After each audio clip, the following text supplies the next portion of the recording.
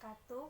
Pada kesempatan ini, saya akan menjelaskan definisi obat, penggolongan obat, dan bentuk sediaan obat. Yang pertama, definisi obat.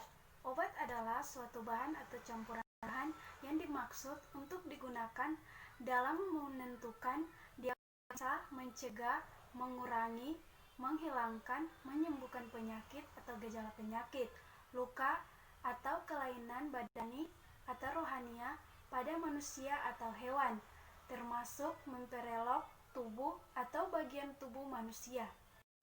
Selanjutnya, pengertian obat secara khusus. Yang pertama, obat jadi. Obat jadi adalah obat dalam keadaan murni atau campuran dalam bentuk serbuk, tablet, pil, kapsul, suppositoria, cairan, salep, atau bentuk lainnya yang mempunyai teknis sesuai dengan Farmakope Indonesia atau buku resmi lain yang ditetapkan pemerintah. Yang kedua, obat paten. Obat paten adalah obat yang dengan nama dagang yang terdaftar atas nama si pembuat yang dikuasakannya dan dijual dalam bungkus asli dari pabrik yang memproduksinya. Yang ketiga, obat baru.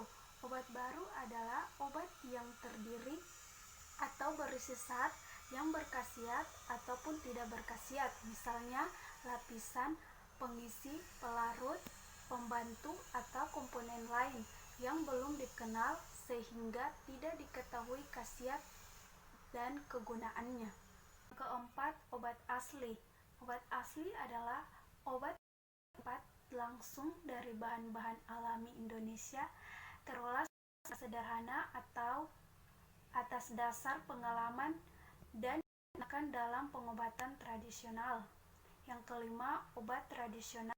Obat tradisional adalah bahan atau ramuan bahan yang berupa bahan tumbuhan, hewan, mineral, sediaan seharian, atau campuran dari bahan tersebut yang secara turun-temurun telah digunakan untuk pengobatan dan dapat diterapkan sesuai dengan norma yang berlaku di masyarakat. Yang keenam, obat esensial adalah obat yang paling dibutuhkan untuk pelayanan kesehatan masyarakat, terbanyak dicantumkan dalam daftar obat esensial atau DOEN yang diterapkan oleh Menkes RI. Yang ketujuh, obat generik. Obat generik adalah obat dengan nama resmi yang ditetapkan dalam Farmakope Indonesia untuk zat berkhasiat yang dikandungnya. Selanjutnya, yang kedua, penggolongan obat. Yang pertama, obat bebas. Obat bebas ditandai dengan lingkaran berwarna hijau dengan garis tepi hitam. Ini menunjukkan bahwa obat tersebut dapat dibeli secara bebas tanpa menggunakan resep dokter. Meskipun disebut aman, obat bebas tetap tidak boleh digunakan sembarangan, karena bagaimanapun obat memiliki kandungan kimia yang dapat berdampak pada tubuh. Obat-obatan yang dapat dibeli secara bebas biasanya digunakan untuk mengatasi penyakit yang memiliki gejala ringan. Contohnya adalah paracetamol, vitamin, multivitamin, dan antasida.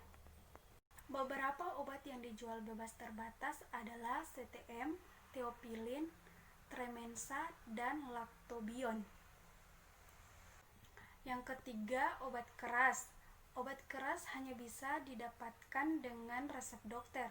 Golongan obat ini ditandai dengan lingkaran merah dan garis tepi berwarna hitam dan huruf K di tengah yang menyentuh garis tepi. Obat-obatan yang termasuk dalam golongan ini misalnya antibiotik, obat-obatan yang mengandung hormon, obat penenang, dan lain-lainnya. Contoh dari obat keras adalah asamofenamat, loratadin, alprazolam, dan clobazam. Yang keempat, obat golongan narkotik. Obat ini merupakan golongan obat yang paling berbahaya. Obat narkotik mempunyai simbol seperti tanda plus dengan lingkaran berwarna merah.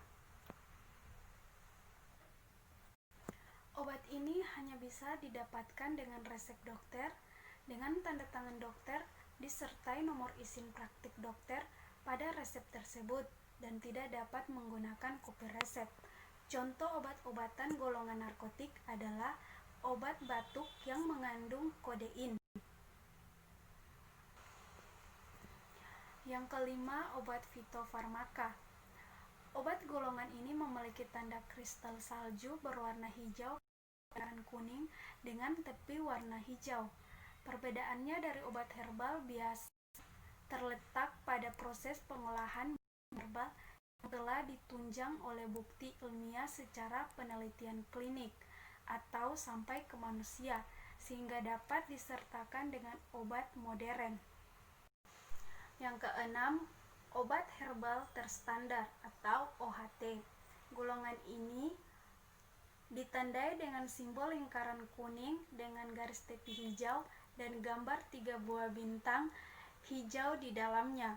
Obat ini merupakan obat yang diekstrak dari bahan alam seperti dari tanaman, hewan maupun mineral.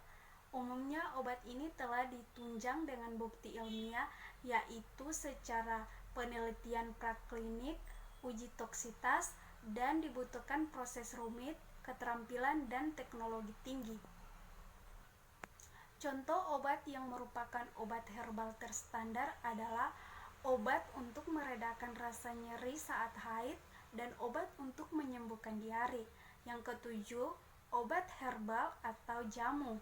Kemasan obat herbal dibeli dengan gambar logo tumbuhan atau pohon berwarna hijau dengan lingkaran hijau. Bahan dasar dari obat herbal terbuat dari seluruh bagian tanaman yang telah diolah untuk mendapatkan khasiatnya sesuai dengan prosedur keamanan. Contoh obat herbal yang sering ditemukan di pasaran adalah obat yang mencegah masuk angin. Yang ketiga, bentuk sediaan obat. Yang pertama, bentuk padat. Adapun sediaan dalam bentuk padat yaitu serbuk, tablet, pil, kapsul, suppositoria. Yang kedua, bentuk setengah padat yaitu salep, krim, pasta, cerata, dan gel. Yang ketiga, bentuk cair yaitu suspensi, emulsi, potion, sirup, eliksir, obat tetes, gargarisma, injeksi, infus intravena, lotion. Yang terakhir, bentuk gas yaitu inhalasi atau aerosol. Jadi itulah penjelasan tentang definisi obat, penggolongan obat, dan bentuk sediaan obat. Terima kasih dan Assalamualaikum warahmatullahi wabarakatuh.